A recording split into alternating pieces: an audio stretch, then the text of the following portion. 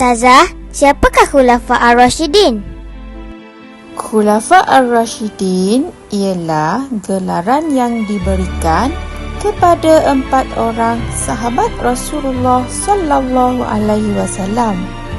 Mereka juga memegang jawatan sebagai pemerintah kerajaan Islam selepas kewafatan Rasulullah sallallahu alaihi wasallam.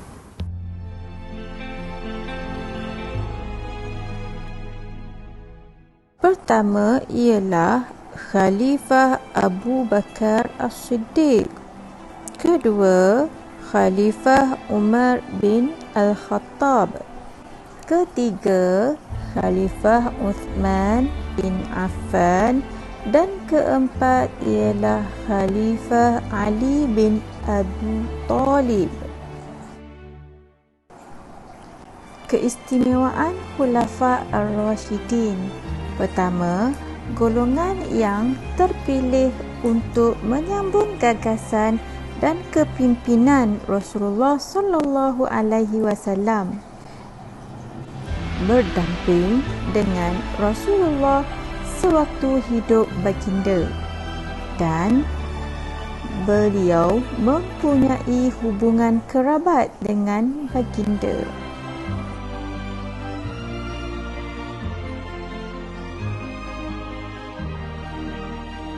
Abu Bakar As-Siddiq. Pertama, biodata dan riwayat hidup. Kedua, sifat-sifat pribadi.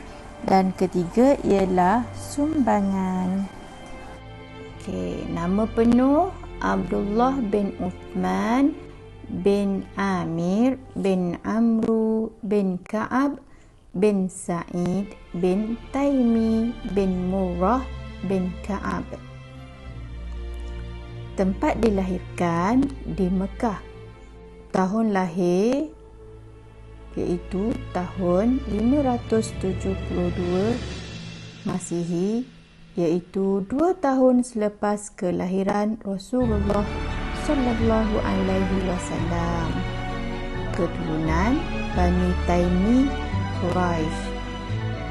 Nama ibu beliau ialah Ummul Khair Salimah binti Sakhr. Gelaran Atiq, yakni bebas dari api neraka, dan As-Siddiq bermaksud orang yang paling benar dalam kata-katanya. Beliau meninggal dunia pada tahun 13 Hijrah ketika berusia 63 tahun. Beliau dimakamkan di sisi Rasulullah sallallahu alaihi wasallam. Sifat peribadi Khalifah Islam yang pertama iaitu Sayyidina Abu Bakar As-Siddiq radhiyallahu anhu.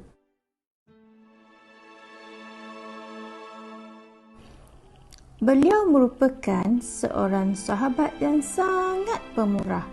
Contohnya, beliau membeli dan memerdekakan setiap hamba yang disiksa seperti Bilal bin Rabah dan Ammar bin Yasir.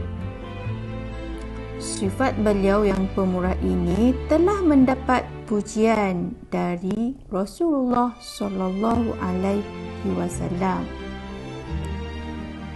Beliau merupakan seorang yang berani. Keberanian beliau dapat dilihat ketika beliau selalu membela Rasulullah sallallahu alaihi wasallam yang cuba dibunuh oleh kaum baginda semasa di Mekah. Seterusnya, beliau merupakan seorang yang hartawan, yang dermawan dan banyak membelanjakan hartanya ke jalan Allah Subhanahu wa taala. Beliau juga merupakan seorang yang cinta akan kebenaran serta mempunyai semangat setiakawan yang tinggi. Beliau merupakan seorang yang lembut hatinya dan mudah menangis, terutama ketika membaca Al-Quran.